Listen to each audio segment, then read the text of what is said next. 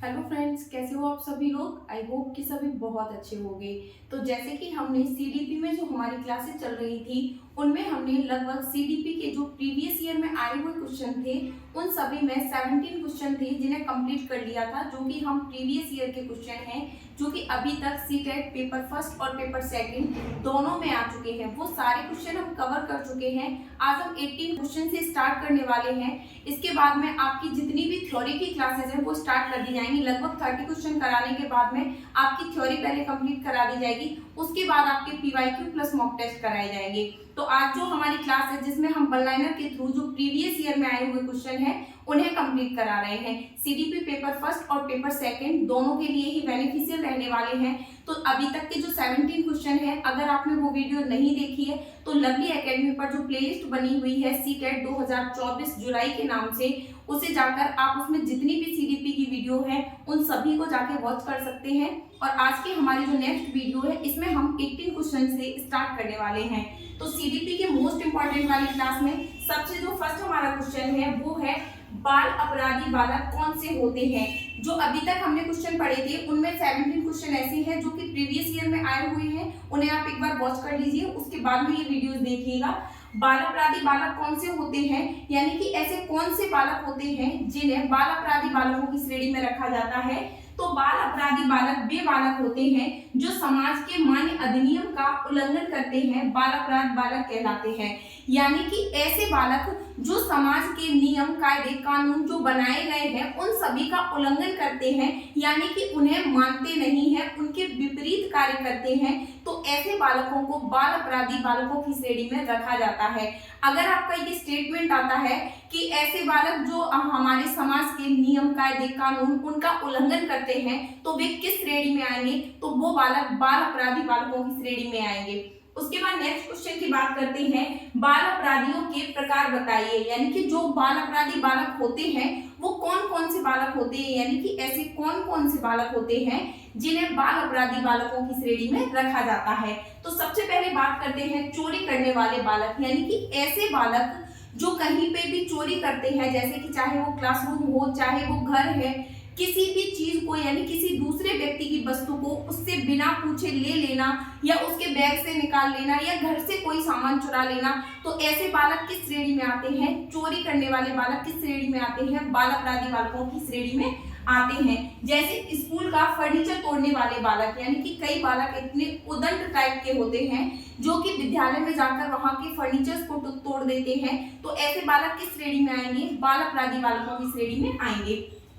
उसके बाद स्कूल में मारपीट और हिंसा करने वाले बालक, वे बालक जो स्कूल में क्लासरूम्स में जो मारपीट करते हैं, हिंसा करते हैं, किसी भी टाइप का कोई भी ऐसा कार्य करते हैं जो नियम कानून के विरुद्ध होता है, वो बालक बाल अपराधी बालकों की श्रेणी में आएंगे। स्कूल के रिपोर्ट कार्ड में छेड़छाड़ करना आदि भी बाल अपराधी बालकों की श्रेणी में आता है। यानी कि अगर कोई बालक है, जैसे क्वेश्चन सी टाइप में किस प्रकार से आ सकता है कि एक बालक ऐसा है जिसके मार्क्स थोड़े से कम आ रहे हैं लेकिन माता पिता से भय के कारण उसने अपने मार्क्स को बढ़ा लिया, जैसे कि कई बालक उसमें 1 आगे लिख लिया, जैसे अपने एक्स्ट्रा मार्क्स करने हैं, या 0 आगे एक्स्ट्रा लगा दिया, यानी कि अपने मार्क्स के साथ में छेड़छाड़ करने बालक भी बाल अपराधी बालकों की श्रेणी में आएंगे।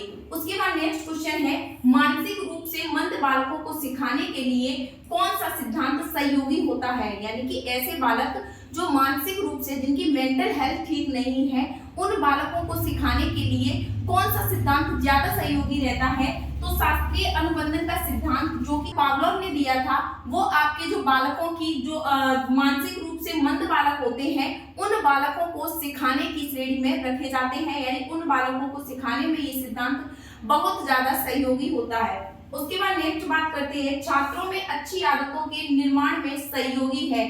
यानी कि कौन सा ऐसा सिद्धांत है जो छात्रों में नई आदतों का निर्माण करने में अपना सहयोग प्रदान करता है, तो वो है शास्त्रीय अनुबंधन का सिद्धांत। जो शास्त्रीय अनुबंधन का सिद्धांत है ये दिया किसने है, तो इसको देने वाले जो मनोवैज्ञानिक हैं उनका नाम है पावलोव। शास्त्रीय अनुबंधन का सिद्धांत मेंटल हेल्थ जिन बालकों की ठीक नहीं होती है या ऐसे बालक जो अच्छी आदतों का निर्माण करना चाहते हैं उन बालकों में कौन से सिद्धांत का ज्यादा यूज किया जाता है, तो शास्त्रीय अनुबंधन के सिद्धांत है उसका यूज ज्यादा किया जाता है। शास्त्रीय अनुबंधन का सिद्धांत किस मनोवैज्ञानिक ने दिया था, तो पावलोव महोदय ने दिया था।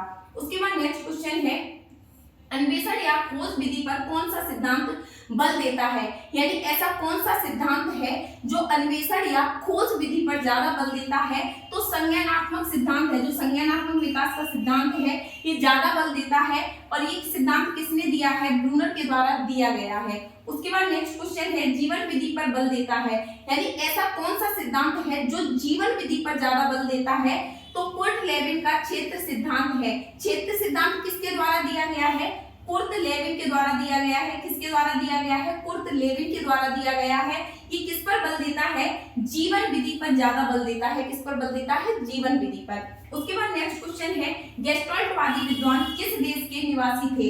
जो गेस्टाल्टवादी विद्वान है वो किस देश के निवासी थे। तो जो गेस्टाल्टवादी हैं वो कहाँ के निवासी थे, जर्मनी के निवासी थे। अब क्वेश्चन आता है जो गेस्टाल्टवादी है वो किन विद्वानों को कहा जाता है। तो इनकी एक ट्रिक है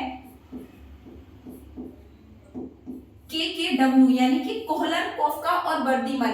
जो गेस्टाल्टवादी है वो तीन है, कौन कौन से हैं, KKW, यानी कि KKW की फुल फॉर्म क्या है, कोहलर है, कोफ्का है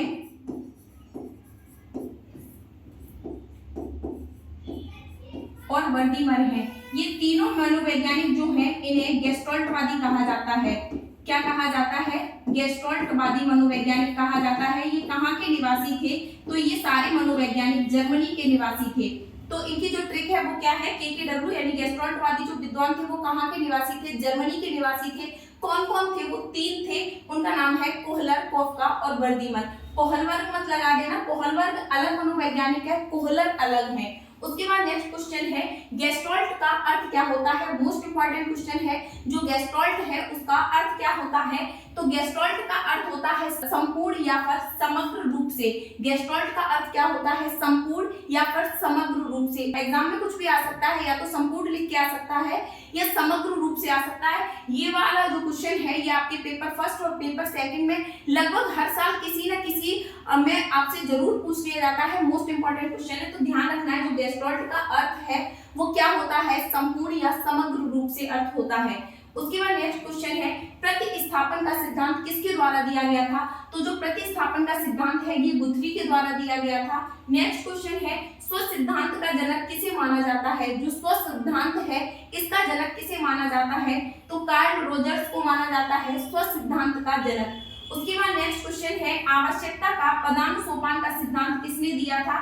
इसे आवश्यकता का जो पदानुसोपान का सिद्धांत है ये किसके द्वारा दिया गया था, तो अब्राहम मैस्लो के द्वारा दिया गया था। किसके द्वारा दिया गया था, अब्राहम मैस्लो के द्वारा दिया गया था। इनकी जो सभी की थ्योरी है वो आपकी कल से स्टार्ट कर दी जाएगी। जितनी भी आपकी सीडीपी और पेडागोजी की थ्योरी है ये आपकी लगभग 15 से 20 दिन में बिल्कुल कंप्लीट करा दी जाएगी। चाहे आपकी एक क्लास लगाई जाए या फिर डबल क्लास लगाई जाएंगी, आपकी सीडीपी और पेडागोजी बिल्कुल कंप्लीट कर दी जाएगी। उसके बाद जितने भी आपके पीवाईक्यू और मॉक टेस्ट से आपका पूरा रिवीजन करा दिया जाएगा। उसके बाद नेक्स्ट क्वेश्चन है कार्ल रोजर्स किस विचारधारा के समर्थक थे।